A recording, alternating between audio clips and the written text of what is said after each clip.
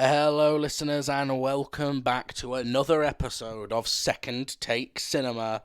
Today, we are doing a little film that isn't hugely well known amongst the general populace, but is one that certainly has a mixed reception and certainly has a lot of oddity to it. It's going to be a lot of fun to talk about. Starring James Fox and rock star Mick Jagger, we're giving a second take to 1970s Performance.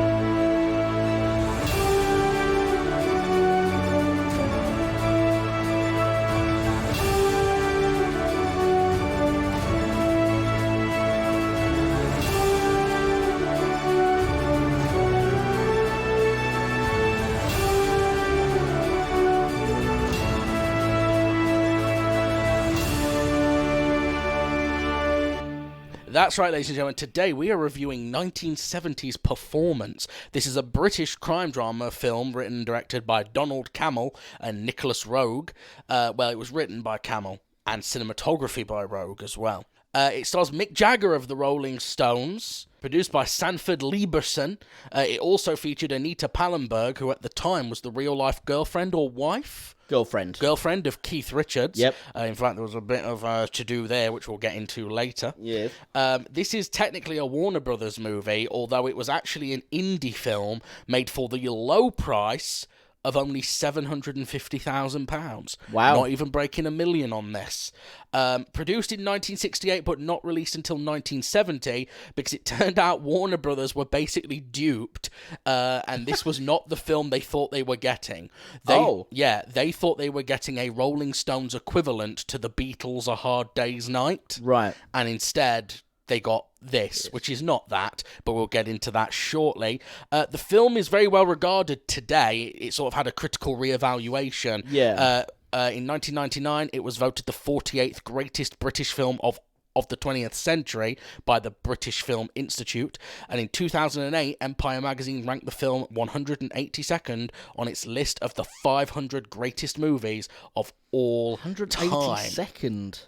That's pretty Out high. Of 500 for a film that no one's ever heard of. Yeah. It's fucking high as Well, I wouldn't shit. say no one's ever heard of it. Obviously, I heard of it from someone. Yeah, but you don't count. Now, in terms of the reception, the reception is very divided. It received very mixed reviews. Roger Greenspun of the New York Times wrote that it's not a very good movie, but the personalities of Jagger and Fox are enough to make it kind of all-round fun that in the movie is often tried, but really so well achieved. Variety panned the film for being needless, boring sadism with a dull script and flat performances, whilst Charles Champlin of the Los Angeles Times called it a pretentious and repellent little film that cannot rise above the world it pretends to examine.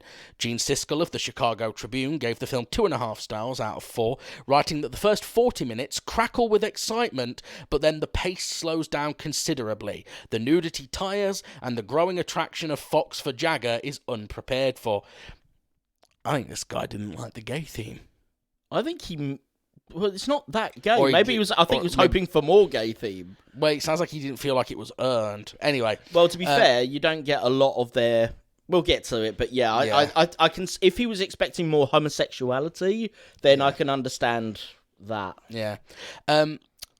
Gary Arnold of the Washington Post wrote that the film was suggestive of Mickey Spillane trying to write like Harold Pinter, and that the filmmakers Cammell and Roeg had done a fundamentally rotten job regularly upstaging the action and the actors with tricky and often unintelligible sound recording and striking composition, striking in air quotes.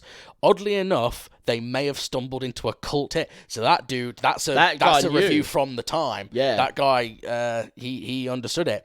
Richard Schickel of Life magazine described the film as the most disgusting, most completely worthless film I have ever seen since I began reviewing. Well, thank God. That's a very negative Thank review. God that dude wasn't still around when The Human Centipede came out. Or Man of Steel. Yeah, but I mean in terms of disgusting. Still Man of Steel. However, it has had since then a bit of a critical reappraisal. Right. During the late 70s and the 1980s, it gradually acquired a cult following and began to be re-shown at certain cinemas, like small chain cinemas and things. Yeah. Performance appeared at number 30 in Time Out's all-time greats poll of critics and directors. After Camel's death in 1996, the film's reputation continued to grow further and is often cited as a classic of British cinema.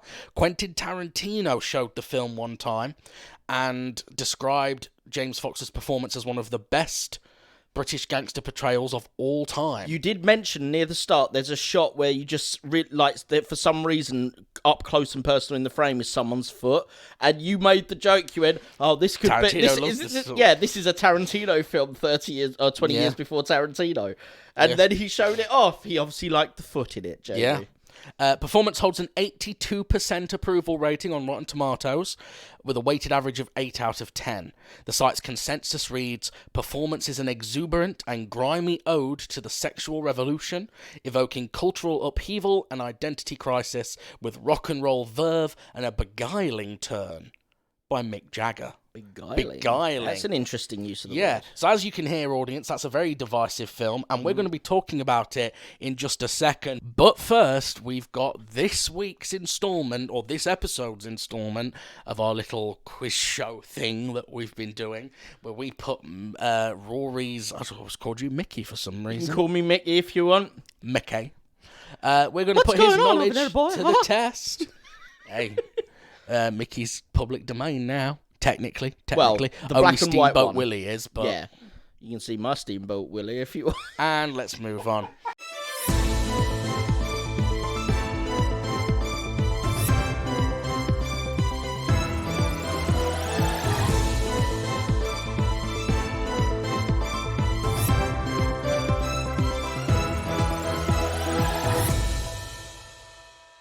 Okay, so this week's quiz, given that this film features an appearance by Mr. Mick Jagger. Oh, good. Okay, here we go. Here are 10 movies with rock stars in them. Oh, not just Mick Jagger? No, not Mick Jagger. 10 Right. movies with rock stars in them. I'm going to give you some hints, and you've got to guess them. I decided to start this off real easy. Number 10, and the only hint I'm going to give you, what's the first one I would go to? When people think rock stars in films, they always think this guy. It's only a small appearance. It's in a comedy Alice film. Cooper? Of course, I would go with it. Alice Cooper in. The Coupettes. Oh, come on. You know what film he's in. No, I don't. Yes, you do. Halloween 5? No.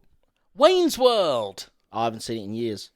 Yeah, but you know that There's loads of people in Wayne's World. Okay. Yeah, but that's the famous appearance. Oh, I thought that was... Oh, no, I'm confusing that with Bill and Ted, where they like Van Halen. Oh, Van Halen. Yeah. Okay. Though he's not in the film.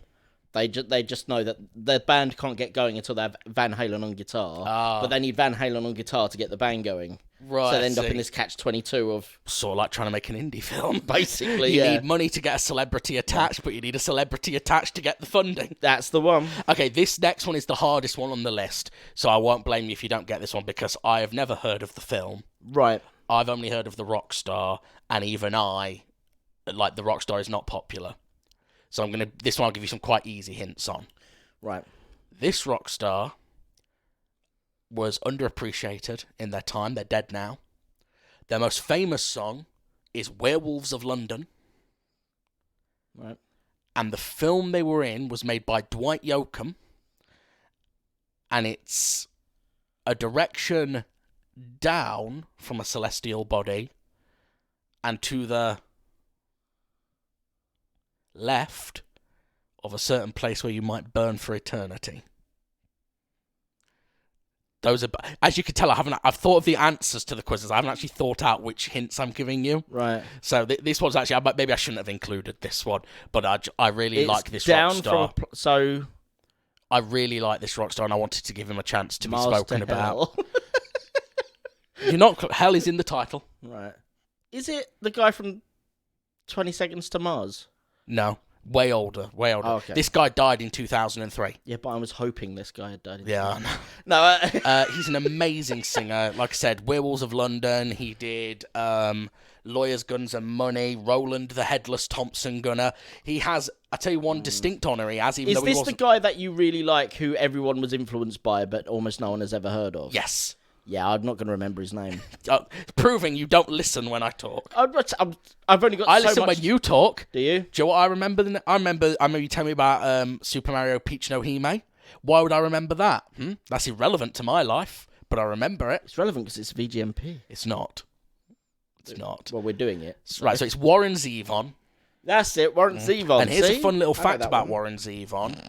Did you know Warren Zevon, despite being relatively not well known, is the only musician, the only celebrity in history who was honoured with being the only guest on an episode of David Letterman. So usually talk shows have multiple guests, don't they? Yeah. They did an episode where they dedicated the entire episode just to Warren Zevon when he found out he was dying. Isn't this Fear, Loathing in Las Vegas? No. That was Warren Zevon, wasn't it? No, that's Hunter S. Thompson. Oh, shit. You probably haven't heard of the film, so I'm just going to repeat the hint one more time. If you can't get it, we'll move on. So down from a celestial place and left of a place where you might burn for eternity. I think I'm being smart, but I'm probably not. The audience are sat at home right now being like, this is awful. Yeah. What is this? Move on. Yeah. Moon to the left of hell. South of heaven, west of hell. I've never heard of that film before in my life. No, neither had I, but I want to see it now. Okay, we're on to more well-known films and more well-known bands now. So the rock star in question has been in multiple films, usually as small roles. I think this might actually be the biggest role they've ever had in anything. Right. They are I'll be honest, I don't know if they're the bassist or the guitarist of the band that they're in, but they're one of those two. Is this Runaway? What's Runaway? The film Runaway. I've not seen Runaway. I'm guessing it's not on your list then. No. Okay. What's Runaway? Runaway is a film with Tom Selleck in the lead. It's a cyberpunkish film. I've got it on Blu-ray. It's... but yeah, basically Tom Selleck versus the guy from Kiss with the really long tongue. Gene Simmons. That's it. Gene Simmons is the villain, and I was hoping for more moustache versus tongue action, but unfortunately that never happens. And I don't mean kissing, but I suppose that sounds like moustache right off your face. Right now, so this rock star is they're either the guitarist or the bassist in a band that loves to do songs with the word California in the title. Right. And the film is a relatively new film, only came out last year or the year before. Right. It's directed by Damien Chazelle. It's 3 goddamn hours long. Jesus. And stars Margot Robbie and Brad Pitt. Not Stand By Me, what's it called? Along with Tobey Maguire. And it's about Golden Age Hollywood. Do you know the film or the rock star? No. Either or. Not got a clue. It's Flea from the Red Hot Chili Peppers in the movie Babylon. Right. Okay, next, question 7. This is a glam rock, horror rock band. Okay. The only rock band, as far as I'm aware, to win the Eurovision Song Contest. That will give it away for you. Right. And it's... so it's Lordi. It's Lordi of the Rock Stars, right. And it's the name of the second movie they did. So they did a short film, which is in Finnish, right. But then they did a film in English, which at the time, I don't know if it still is, was one of the most expensive movies Finland had ever made. Jeez. And I've got it on DVD. But I realise my DVD shelf is obscured from your vantage point. Yeah, which is probably useful, because otherwise I'd be cheating by looking at it right now. Which I'm looking at it right now. I have told you the name before. You have. I think, actually, based on the alphabet, I think it's behind the Nightmare on Elm Street poster, actually. Right. It begins with a D. I'll give you a clue. It begins with a D. I'm going to be honest, I'm not going to be able to get this one. So I'm going to go with Finish the Diamond Standard. It's Dark Floors. Oh. Okay. Next up, number 6 is a very, very classic rock band. One of the first rock bands, really. Okay. One of the most famous, although personally I've never quite seen the appeal. And it is their most famous film that they did. It's the film that they thought they were getting when they made Performance. Come on, I've given you this one already. Okay, so it's the Beatles. Yeah, and what was the film called?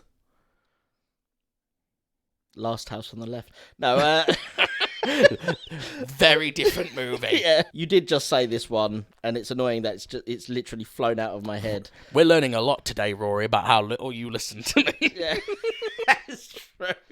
I did look up the Beatles films because we were going to do a podcast at one point about musical films, and that's never come out. But now all I've got is Yellow Submarine in my head, and I know it ain't that one. It's in black and white, if that helps. Yeah, no, that doesn't help. I know what the title is, but I can't remember it. So A Hard Day's Night. That's the one. Number 5, glam rock band. You just mentioned one of them a minute ago. Kiss. And their film has got their name in the title. I'll give you a clue. It's Kiss Meets. Kiss Meets. Does it have thunder in the title somewhere? No. It sounds awful. Yeah. I've got it. I actually have this. Because I remember The Simpsons, I think, mocked it where they had Kiss in like prehistoric times. Like, I'm going to defeat this pterodactyl.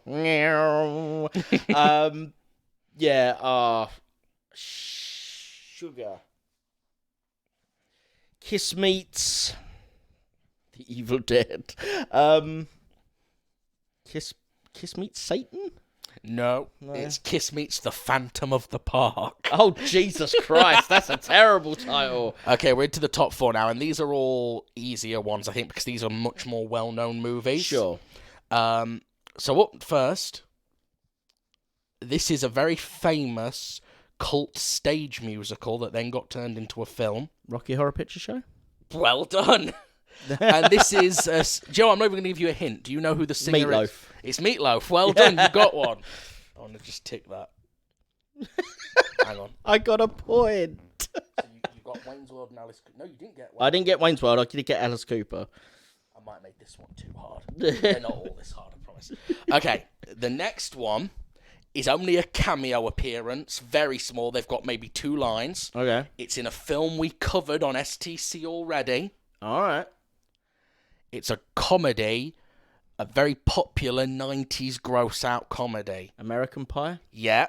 And do you remember which band were in it? Do you remember which bit they're at? Blink 182? It is Blink 182. Well done. But no, I don't remember the bit they're in. They're one of the crowd that watched the video of him where he prematurely ejaculates. Yes, They've got the pet monkey that covers its eyes. Yeah. Okay, the next 2 are very famous cases of rock stars being in... Tom Cruise, obviously. No. Rock of Ages. So the next one is a film that has been remade recently, but the rock star was in the original version. Right. It was directed by David Lynch, based on a book that is supposed to be unfilmable. And the singer... Well, the singer was the part of the plot in a Friends episode at one point. For some reason, I'm stuck. I'm literally lapsing on Hootie and the Blowfish. The Blowfish. The Blowfish. It's a film that involves giant worms, and it stars Kyle MacLachlan. The original one does. Is it Dune? Dune. Yes, Dune is the film. Which rock star is in Dune? Oh shit! Yeah, go on. You can picture him. Sting. Sting. It is Sting. I'm going to give you that. He was in the Police. You couldn't go with the Police. I was trying to come up with a pun where I could use the word police, but I couldn't think how I could associate police with Dune. Why couldn't you be in RoboCop, Sting? Okay, last one. This one is incredibly famous. So this is another rock star who unfortunately is dead. I'm sure this is the film I'm thinking of. He's got a very noticeable codpiece on. He's a British rock star, if it helps. Only died a few years ago. A sort of 2016-ish, I think. 2016, 2017. 2 of his songs inspired titles of British police dramas. And big hair. Big 80s back-combed hair. And it was in the 80s, the film? I think so. I'm 90% sure it's in the 80s.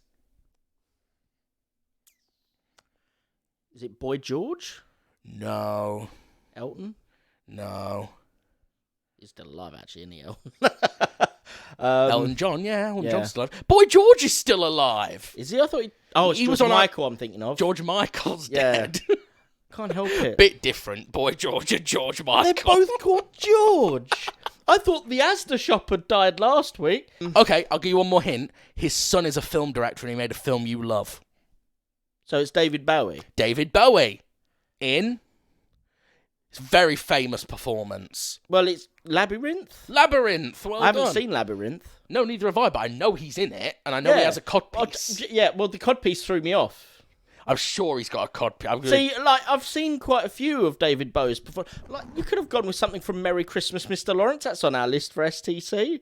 I've seen Merry Christmas, Mr. Lawrence. Anyway, that's a few. I might need to get a bit stricter on the rules of these, to be fair. But this is a new thing that we only dreamt up last night, so... No, fair enough. Anyway... In a drunken stupor. Yes. Anyway, that is the end of our little game show. It's now time to talk about the film, and we'll do that right after these commercials.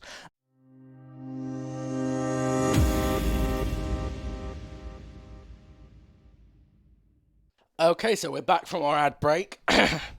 Where would you like to begin with this madcap film? I think we should start with some positives. Well, because it's not a very well-known film, should we give a brief description of the plot? Okay. Such as we can. Yeah, So Lawrence Fox plays Chaz. Yes. And Not Chaz and Dave. No. Just Chaz. And he is like an enforcer for a gangster called Harry Flowers, isn't he? Yes. And he loves his job, and he's good at his job, and he likes cracking some skulls, son. Yeah, he goes, what do you think this caper? You think you can keep on doing this caper? And he's got that sort of a voice. If there was a modern remake of this film, he'd be played by Jason Statham. Yes. Or if they made it 12 years later, roughly, it would be Harry Kane. What's his name? Michael Caine. Michael Caine. You toilet. You fucking toilet. Michael Caine would have been around this time. That's true enough, Michael actually. His Italian job was the early 60s. Yeah, but then he didn't get famous till after Zulu, which I think was 61? Yeah, this is 68. Oh, shit, it was, yeah. This could have been Michael Caine. It was 67. Yeah. Yeah, this could have been Michael Caine. Anyway. He's good at what he does. He loves it. Remember we were doing these voices in T-Ron? Yeah, T-Ron. GMP. And this is the film we should have been doing. This is the film we should have been doing them on. T-Ron, big suck. And so Harry Flowers is going to take over this betting shop, and it's owned by a guy called Maddox. And Chaz is like, yeah, I'll go over there, I'll crack his skull, etc., etc. But he's got some sort of history now. I don't know if I missed it, because we're going to talk in a minute about how weird the opening sort of 20 minutes of this film are. Yeah. But he has some sort of history with Maddox. I don't think that's... I certainly missed if that was ever explained. It's not really explicit. It's just stated. Well, I think they stated he went to school with him or something like that. Okay. But it's really vague. It's not like there's never a point during the cracking heads bit where it's like, come on, man, we went to school together. Can't you just give me a bit more? That never happens. It's only mentioned every now and then. It was like, you can't do this, Chaz, because you know Maddox from way back. And he's like, oh, I don't care. I'll go in there, I'll crack his head anyway. And then it's forgotten for the rest of the film. So Harry does a whole, don't shit where you eat type speech. Sure. And tells him not to do anything. But Chaz doesn't listen. He goes and cracks some skulls anyway. And this pisses Harry off enough. Well, first of all, Maddox's blokes strike back.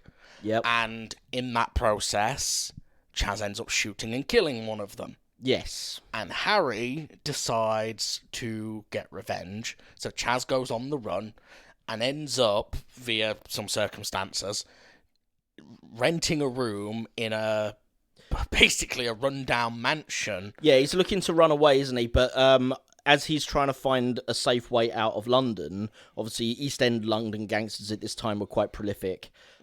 He overhears a black musician talking about the fact that he'd just been in a particular rundown sort of East London locale, in a basement room with this very bohemian guy. That hippie wasn't a former rock star, but it's more almost a commune. Beatnik. Yeah, it was more bohemian and beatnik was kind of the words used. So it's sort of pre-hippie, and he's like he's talking to this woman about how he was living there. She seemed very disdainful of it, but he's like, no, it's sort of free love and all this stuff.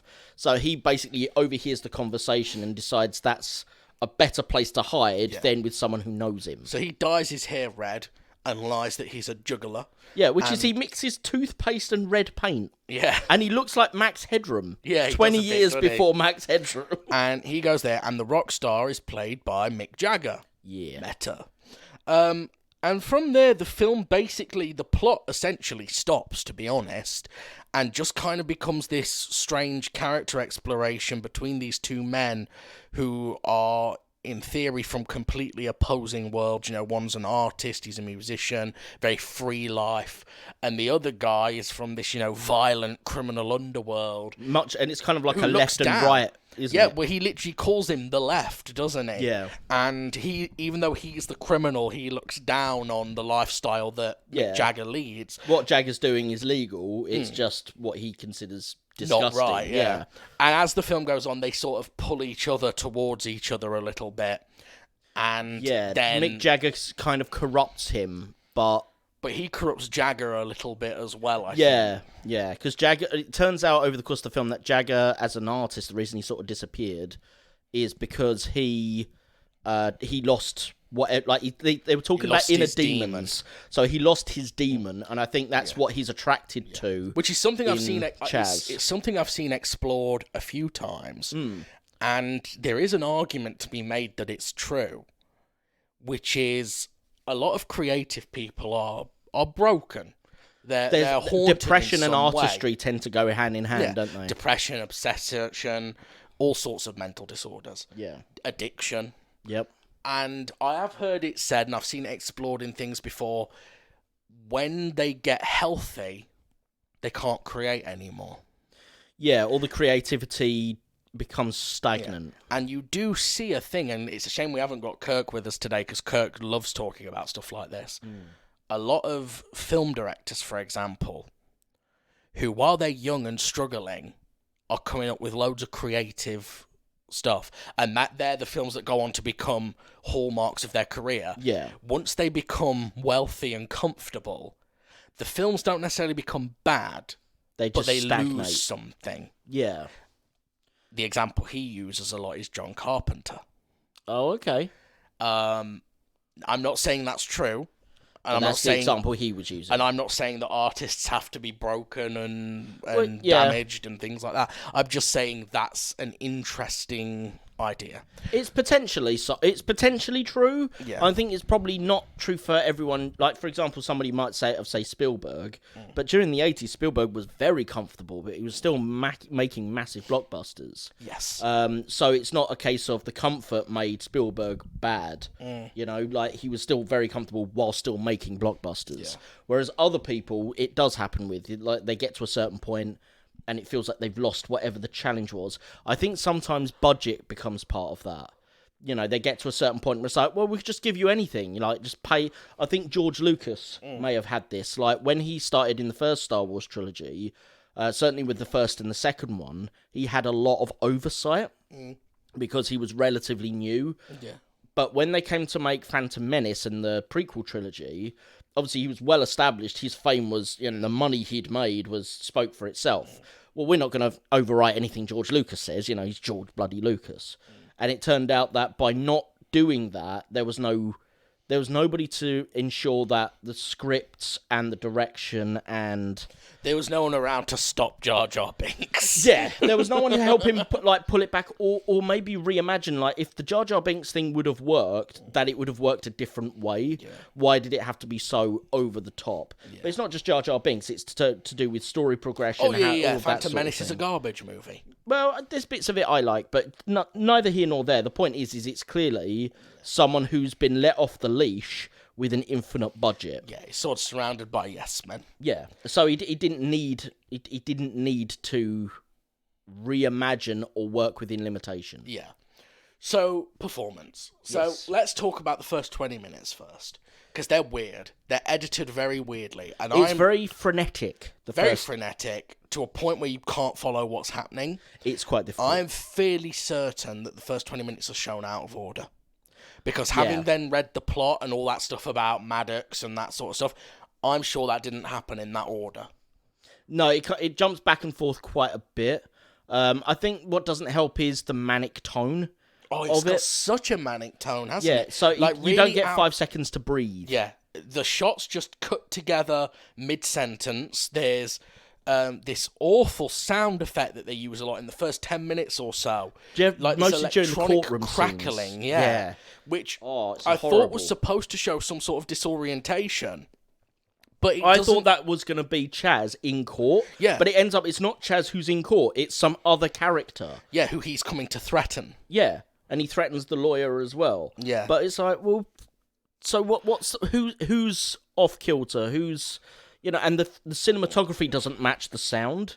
No. Like, if you'd imagine when you've got this sort of piercing growing in the soundstage, that the screen would be going Dutch, or something else would be wobbling, or you'd be like uncomfortably close. We are in a standard Head and Shoulders mid close up, aren't we? Yeah, there's a separation between audio and visual. Yeah. Now, I do wonder if some of that may be down to the fact that the sound, so we haven't actually discussed where this film came from yet, like in terms of being added to our list. But of course we haven't. Sorry. No, so I'll add that in here because I think it's relevant to what I'm about to say. My dad showed me this film. My dad was a hippie during the 70s, and I don't know when he came upon this film, whether he came upon it when it was released in 1970 or if it was later. But he likes this film. He really likes this film. He loves the fact that it speaks about the free love element that the hippie movement of the 70s came to be about. He loves the fact that it discusses sort of not humanist themes per se, but like more open. I don't want to repeat free love, but like sort of that more open relationship vibe. Flexibility and fluidity. Yeah. Which wasn't discussed really in the 70s. Definitely not in Britain. No, and not in cinema, and certainly not in British cinema. But this film broke the mold because it came from rock stars and people who had the ability to go, well, sod yeah, I'll make what I want. And certainly because of in America in the 70s, you had the laws that were established by people like John Wayne, where left-wing productions couldn't be funded and couldn't be made. Sure, so, it was the 70s. Wasn't that before then? It was 60s and 70s. Because wasn't it the McCarthy era, which is the 50s? It bled over. Oh, okay. Yeah, because I know that there was a certain point where they just went, we're not doing this shit. I think it held a lot until John Wayne died. Right, because I know the main bulk of the McCarthy, like the blacklisting in Hollywood. A lot that was 50s. That ended in 1961. Spartacus is the film that's credited with breaking that. Yeah. But a lot of filmmakers still didn't do it, and a lot of films wouldn't get funded without the nod of approval from John Wayne. Fun fact, mentioning McCarthyism, the word communist is thrown around as an insult near the start of this. Did you pick up on that? Yeah, I did, What do you think I am, some sort of communist? Yeah, which is very... What's funny is there's a lot of things about this that have dated visually, etc., but actually a lot of the terminology has come back round. So what... And I'll get back to that in a sec. So my dad really loved the sort of free nature of the film and what it was discussing with this sort of right-wing hard man being forced to face this left-wing free love element. I'll be honest, when I first watched it, I laughed. Right. Not at the free love element, but just because I'll be honest, I find sex in films a little bit embarrassing. This literally opens with a sex It literally opens with people gyrating into each other.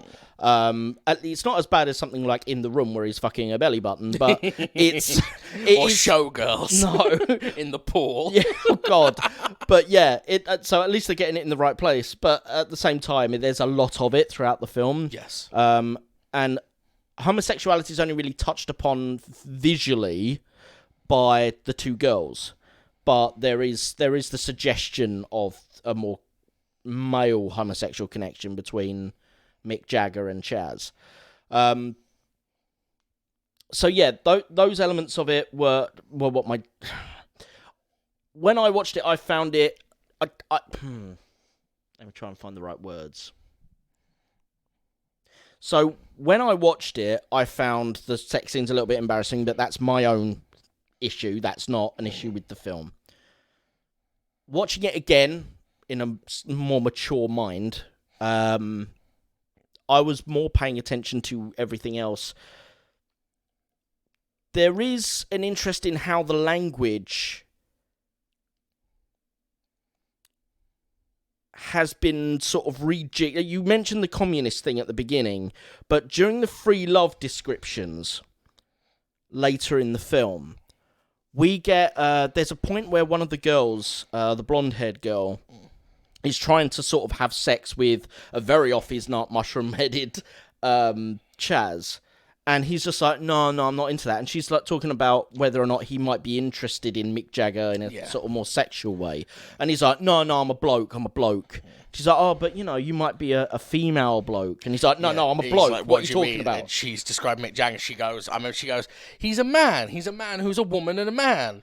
Yeah. And you're like, oh, that's interesting, because actually, if this was made today, we have words for that now. Yeah. That we didn't have back then. Absolutely. And this is something that sometimes when I talk to my dad about, like when trans issues come up on TV or something like that, we have a discussion about it. He says we didn't used to have to label these things; they just were. Well, performance is kind of a proof of the pudding of that. And to be honest, I kind of get that. Like, I've always been like, obviously, I'm not transgender, and therefore it is not my place. No, I'm not speaking about transgender people. But I've always thought, I don't quite understand why we need labels for and I don't just mean them; I mean for everything. Yeah. I've always been someone who's been a bit like, I am what I am, and I do what I do, and it's nobody's business, sort of thing. Sure. You do what's comfortable and nothing more. Yeah, I mean, I'm a selfish prick. I do what the fuck I want, within reason, of course. Yeah. Yes, it was interesting. They were not themes that I was expecting. Not from a 1970s film. And to be honest, not from James Fox. Because James Fox, I mean, after this film, quit acting for a little while to become an evangelical Christian preacher. Wow. He returned to acting in the 80s. He is the father of Lawrence Fox, who has made his right-wing views known. Yeah. I believe, I could be committing slander here, but I believe James Fox has made his right-wing views known as well. Right. It is a little odd, then, that he's in this film that, touch wood, seems to be quite open to... I mean, I know he's playing a character who isn't open to them at the start, but becomes open to these ideas as the film progresses. It is a very strange film in that sense. I think It's definitely a film where we are fairly convinced, aren't we? Without creating any kind of slander, we're fairly convinced that there was a bohemian attitude on set as well, aren't we? So there are several some drugs were used. There are several productions where drugs are kind of a fueling factor. Easy Rider, it's well known that they Trip. were The Trip. There was a Japanese film I've got called... Oh, I remember it. Oh, don't tell me. Burst City. That's it. Burst City. They spent most of their very small indie budget on just doing drugs. Caligula. Yeah. There's a lot of films where drugs happen across the production, and it does... usually it affects the look and the pacing of a production, because it's clearly been filmed and put together in a druggy way. Yeah. This film has a very similar vibe. Yeah. We know that at least one of the actresses has confirmed doing actual drugs. Obviously, there's drugs shown in the film. Heroin as well. That's a strong drug. Yeah, that's not like, I actually smoked some weed on set. Yeah, no one would bat an eyelid at, really. No, well, they do smoke some weed. That's obviously real weed. Who cares? But yeah, there's a shot where one of the girls injects her ass with a needle. Yeah, and I've never heard of heroin being injected into the butt cheek. No, it's kind of weird, isn't it? But she does that, and in some trivia later on, she apparently confirmed that she did real heroin during that shot. That was Keith Richards' girlfriend. That was Keith Richards' girlfriend, and she because she had just gotten into the drug there at the time, as if that's a fine thing to go into. Don't do fucking heroin. Yeah, don't do fucking of all heroin. The drugs, don't do heroin. Just say no. Just say no. Stop it. Like, the weed is fine. The mushrooms, enjoy yourself. Yeah, you could say that. I disagree. I say that from a hippie background. So. Yeah, I disagree. I'm not a big fan of drugs. I'm not a fan of drugs either, but those drugs aren't usually going to kill you. No, whereas heroin is going to take over your life and destroy you in every way. Yeah. So it is a different stage of drug to the other two. Yes. So yeah, I would definitely swear off heroin if you're, even if you want to enjoy yourself. There's plenty of other cocktails out there, folks. I mean, if I'm honest, what I really want right now, more than anything in the world, is crack. You ain't talking about drugs. That's from Always Sunny in Philadelphia. Right. Crack cocaine. Yeah, crack. Oh, okay. I thought it meant like a sandwich or something. No, I want some crack. Imagine a crack cocaine sandwich.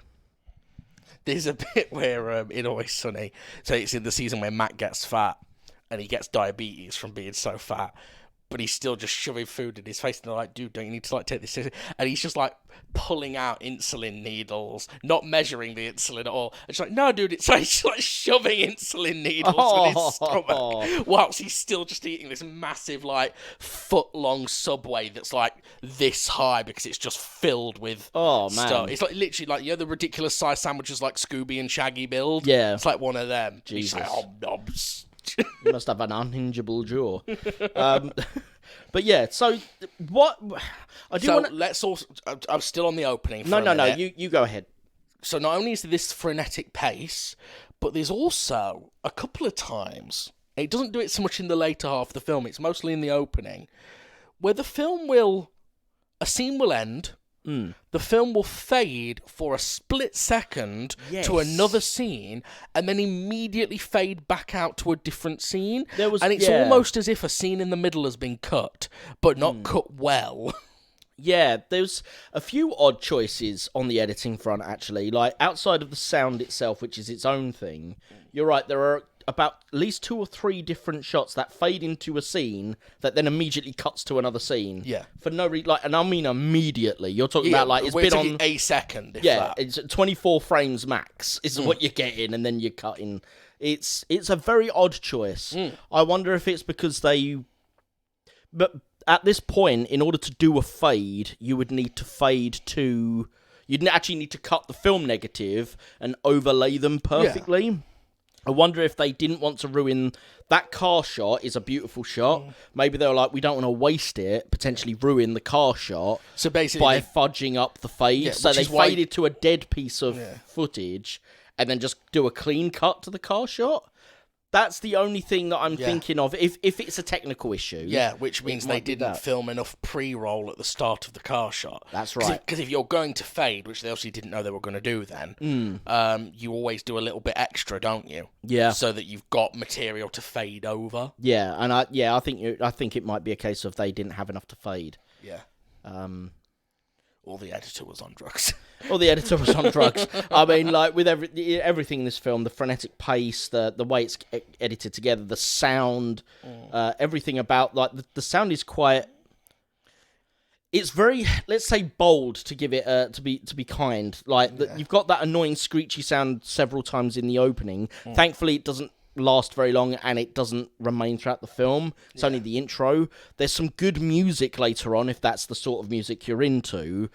And there's a couple of times where the music and dialogue are fighting each other for the sound space, and they're very clearly fighting each other for that sound space. There's some bits where it sounds like the microphone maybe was like too far from the actors and things like that, because you get that reverb effect that you get when the microphone is when you're in big rooms, which a lot of this is, and you're away from them. But then there's other bits where the sound is great. I mean, the bit at the end where Mick Jagger is singing sounds studio quality. That was recorded studio. You can tell it's dubbed. Yeah. So that would have been recorded in studio in professional conditions. Yeah. Whereas some of the other dialogue clearly wasn't. Because it was filmed in real life in the scenarios that they're at. We said, didn't we, there's a bit, just after he shoots the guy, there's a bit where one of the people who survives is fleeing down the street at sort of dusk or dawn. That's something else we didn't mention. That scene where he shoots the guy, it looks like they're going to rape him. Yeah, let's get to that in a minute. Right. I'll just finish this point about natural lighting. He's running down the street and a copper stops him, doesn't he? And the cop's like, hey, you! And again, the microphone's clearly dead far away from the cop. Yeah. Because you could just tell it's got that muffle to it. Oh, yeah. But there's no lighting in that scene. No. They are literally using whatever natural light there is in the dawn sunlight. Yeah, and there's which is not enough. A lot. It's both good and bad. It's bad in the sense that, it means the image is murky. Yeah, it looks a bit shit. It's good in the sense that it's nice for once not to get this bullshit Hollywood thing where they shoot day for night. Like, you can always tell. People try and act like you can't tell when day for night's been shot, but you can, I feel. Right.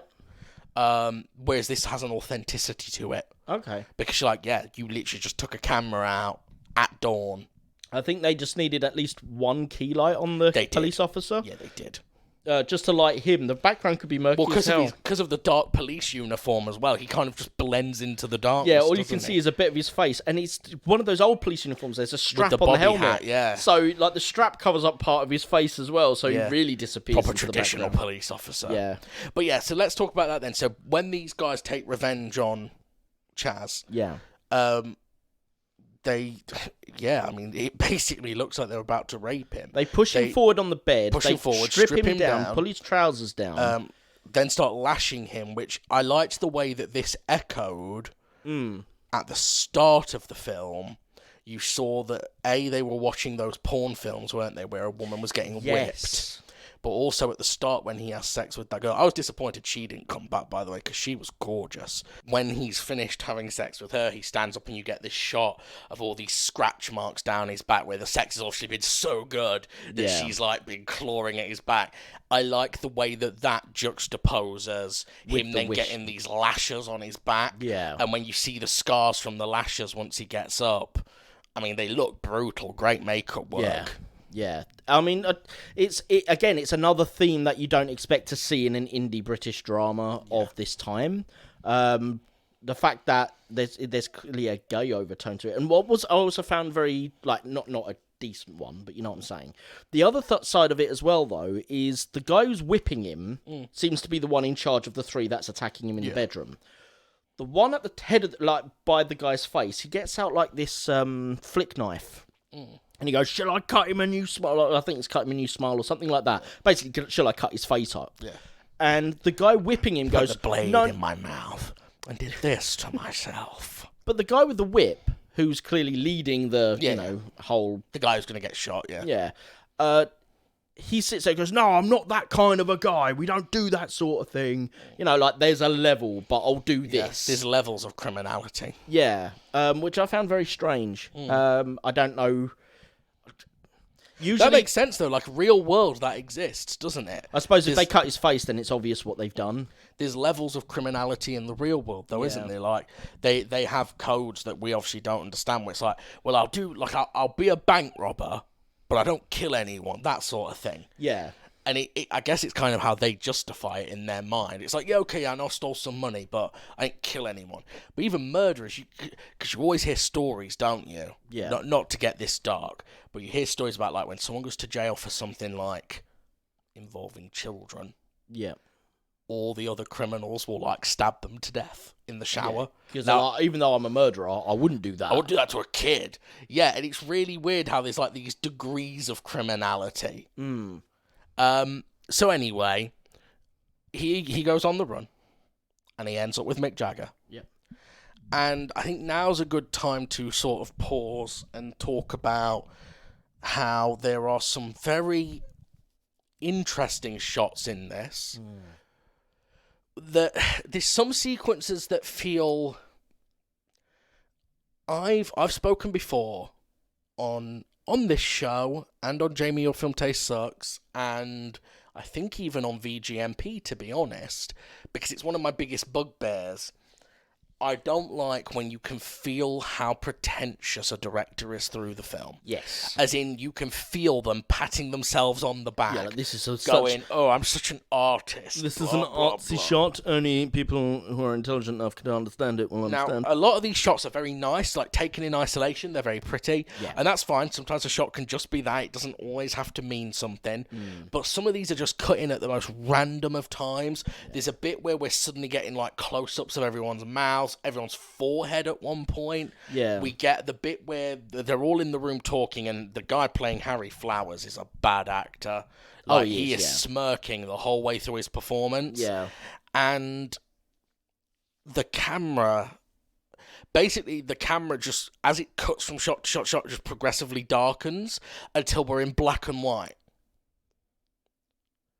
Yes. And there doesn't seem to be any reason for it. Yeah, it loses certain colours, then it gains them, then it loses them, then it reduces to black and white, and then it overexposes. Yeah. Like, it goes black and white, and then it overexposes, like it's over-contrasting. Yeah. Now, that bit would make more sense once he's drugged up.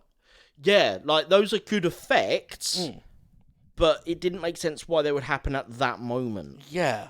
There's also, I do want to talk about composition, because it's one very big positive I have about this film, is there are several amazing pieces of composition with one fatal flaw, that often the composition is phenomenal, but the use of them is meaningless. Which, like, as you say, sometimes a nice shot can just be a nice shot. But when you're cutting between them, there's a scene where Harry Flowers is arguing amongst his men. And there's a shot where he's right in the middle of the frame, up front and centre. He's like a pyramid, taking up most of the space. Yeah. On one side of him, in the background, on both sides, there's two different of his men facing towards the camera, and therefore towards him. And he's talking to them, but they're all in agreement. And you're like, that's a great shot, but it would be better used if those two henchmen were on either side of an argument, and he's the middle ground that they're trying to convince. Something like that. That would be a really good use of that shot. Again, the shot's very nice, but it has no meaning to be there at that point. And there's other times as well, like where Mick Jagger's main room, where his bedroom, where he has a lot of his sex with the girls, he has a mirrored roof, or a mirrored ceiling. Yeah, I liked a lot of the mirror shots. Yeah, they do some really amazing mirror shots in this, and there's one nearer the end where the camera is sat straight in the middle. I can't quite fully figure out where they placed the camera to get this shot, but it's at a certain angle where it's facing towards... It seems to be facing towards a mirrored wall, but I can't figure out if it is a mirrored wall. But essentially, it's the whole room is reflected on the horizontal axis. So the join of the ceiling must be about halfway down the TV. Yeah. And then it flips, and you get the same angle above and below, but Is that where the two naked bodies are laying on the floor? No, but that's... No, this is an actual whole movement shot when... Chaz comes in at one point to talk to Jagger. Yes. It's a beautiful shot. I don't know what it means at that point, because you would think it would be better if they were reflective of each other at that point. I don't think they necessarily are in that shot. But that would have been a good way where they're sort of reflective of each other. Yeah. But yeah, I will say this, for the camera work is very arty. Yes. It doesn't always work for the narrative it's telling. It's a little overindulgent at times. Yes, I would say that this film does suffer from a certain level of pretension. Yeah. The house that they're in is pretty visually interesting, which is good. There was a shot I really liked when he first gets there and he's talking to Ferber, is it? The girlfriend's name? I think so, yeah. And he's standing at the foot of the bed. He's new to the building. He doesn't know what he's in. And she's sort of laid on the bed in nothing but a fur coat. Yeah, she's got sort of one leg up. Yeah, and one leg is bare, isn't it? Yeah, exposed from the... I think it's like a long jacket thing, isn't it? Yeah, and it's almost like a temptress, like inviting him in. She's sort of stroking roughly around the where the pelvis area, of the fur on the jacket. But you just get this wide shot where you could see both of them in frame at the same time, and I really liked that. Yeah. There's a lot of odd lighting choices as well, which is... It's nice to see colourful lighting. Yeah, when he first arrives... arrives... There's rooms that are tinged green, there's rooms that are tinged red, purple, yellow. Yeah, when he first arrives at the basement, she turns the light on. The main room that they're in is sort of this sickly green colour. But then there's like a frosted glass window to, I think, the bathroom. Yeah. And it's lit in purple. And you get this lovely sort of contrast between those two colours. And the main room Mick Jagger's in is all red. It's painted bright red, isn't it? With with some white decor. Same as the bath. The bath is mostly white on the inside, but it's red on the exterior. Yes. The biggest problem once we're here in this, because this is where the bulk of the film takes place. Yeah, so you have a really... I think that's part of it as well, is the pacing. So that first sort of 20 to 40 minutes is really fast cut, really frenetic, chops where you don't expect it to, really odd camera angles, flipping here, there and everywhere, going all over the show. He arrives at this place, and suddenly the pace just decides... it doesn't need to exist anymore. Yeah, and we are just crawling. Yeah, for at least an hour. Yeah.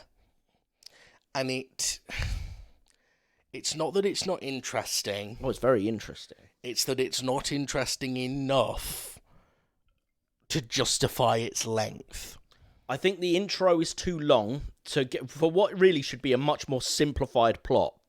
You know, a guy is a bit too big for his boots, pisses off the wrong man, and has to go on the run, finds his way into this room. Yeah. You could tell that in 20 minutes easy, not 40. I think it takes 40 minutes for him to get to the place. Just simplify it.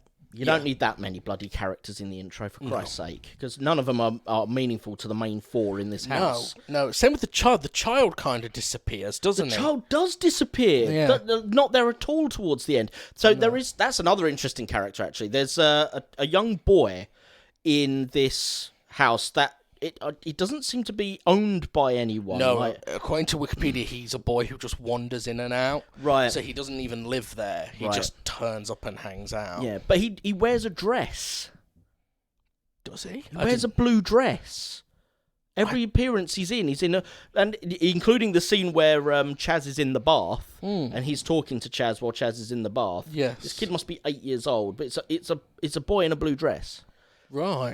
And I found that interesting because I was like, that's like, does he come around because he feels like he can express himself more, or themselves more in a modern context? I'm sure they would be a they them if this was a modern film. Yeah. But yeah, it suggested that there was a young person that was also open to a more free living lifestyle. Yeah. Okay. I don't know what to make of that as a story angle, though, if I'm being honest. Don't know how comfortable I am with that. No, fair enough. But yeah, it just was an oddity because it wasn't normal for this period of time for a film to include things like that, let alone around children. So let's talk about the ending. Yes. So it makes no sense. Long story short, Chaz has been making contact with his nephew. Yes. Trying to arrange documents, including a falsified passport, to be able to leave the country and go to America, where he thinks he'll be safe from Harry Flowers and the rest of the gangsters. Yeah. He has, to be honest, most of the second act deals with him trying to get the passport photo. Well, almost all of the story between him and Mick Jagger takes place while he goes, I need a passport photo, so they dress him up and then they give him mushrooms and then they have sex with him and then it's like all of that happens over a passport photo.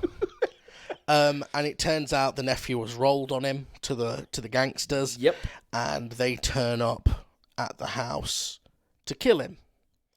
He goes upstairs to say goodbye to Mick Jagger. And Mick Jagger says, let me go with you. And Chaz says, you don't know where I'm going. Mick Jagger says, yeah, I do. Chaz goes, yeah, you do, and shoots him in the head.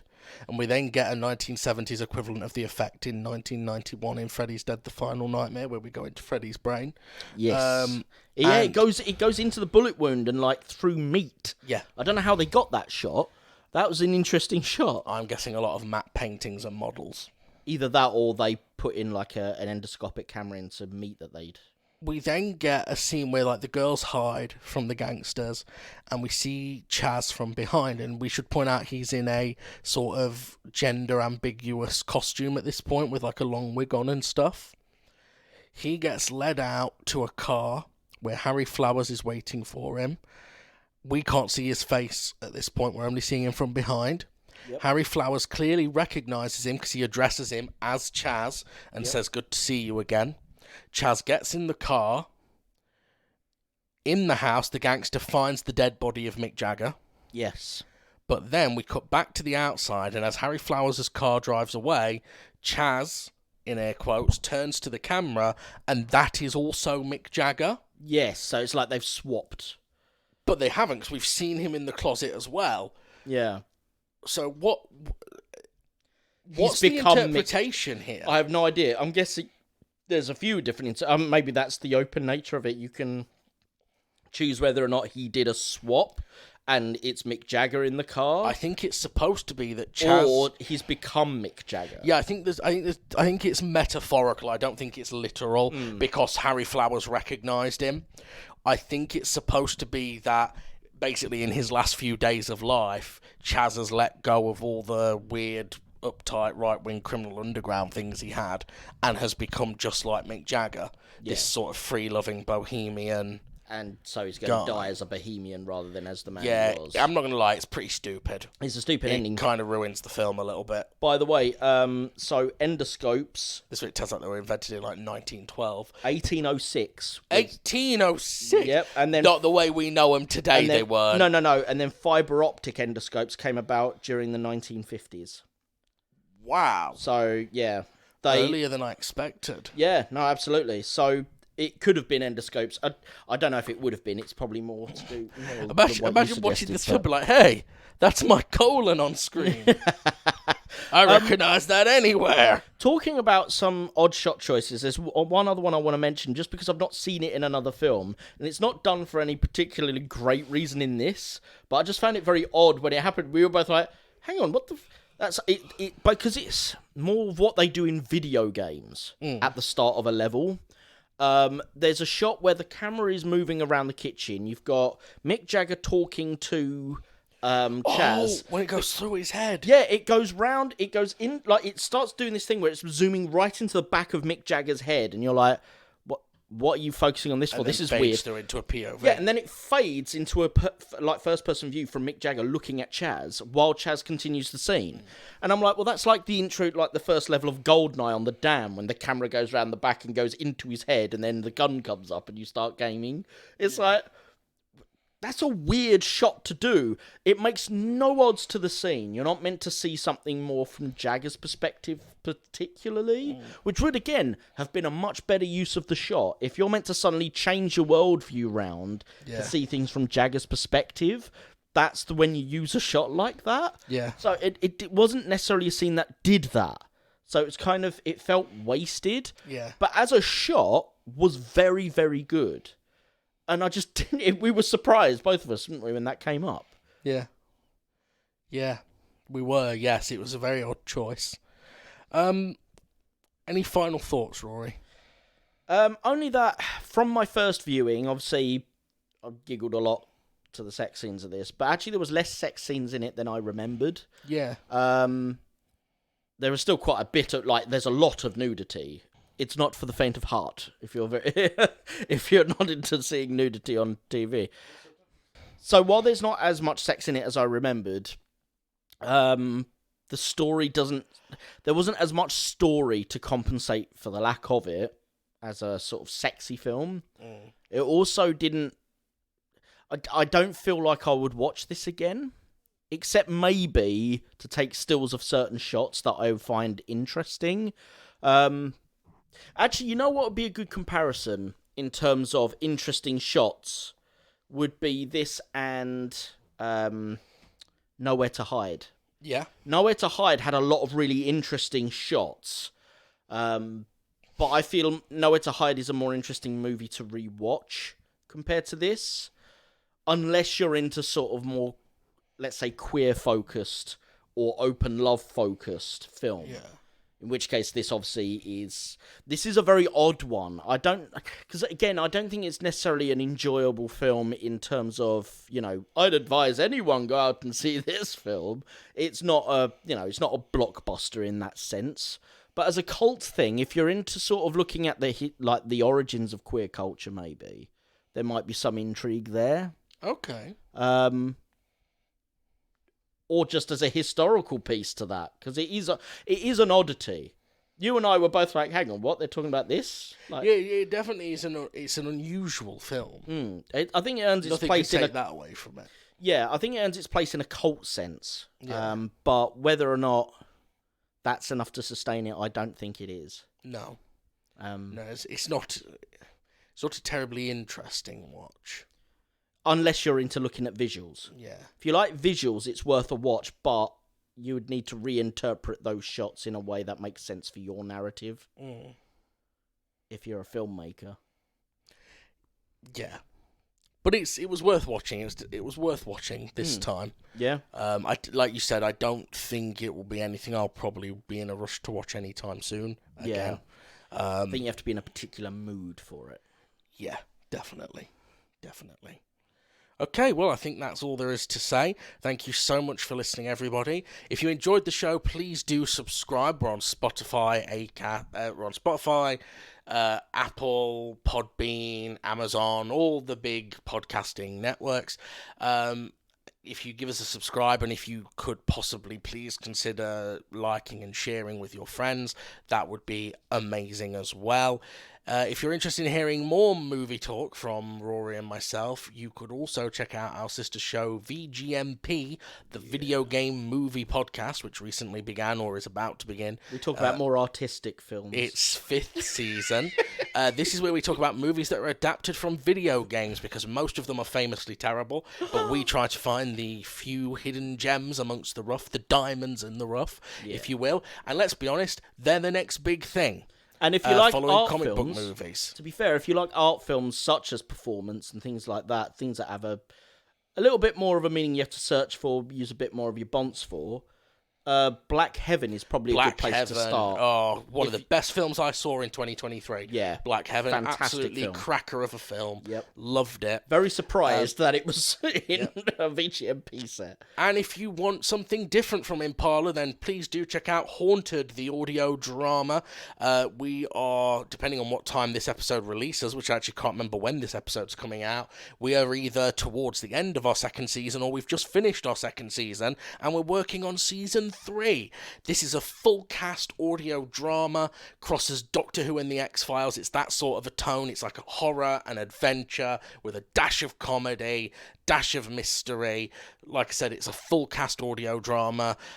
Recently reached over 1 million downloads. We're very happy, very excited, and we cannot wait to bring you the 3rd season of the show. Until next time, ladies and gentlemen, that is all. This is Jamie from the Impala Network signing off, and say goodbye, Rory. Rory from Cyberpunk Studios saying goodbye. Bye-bye.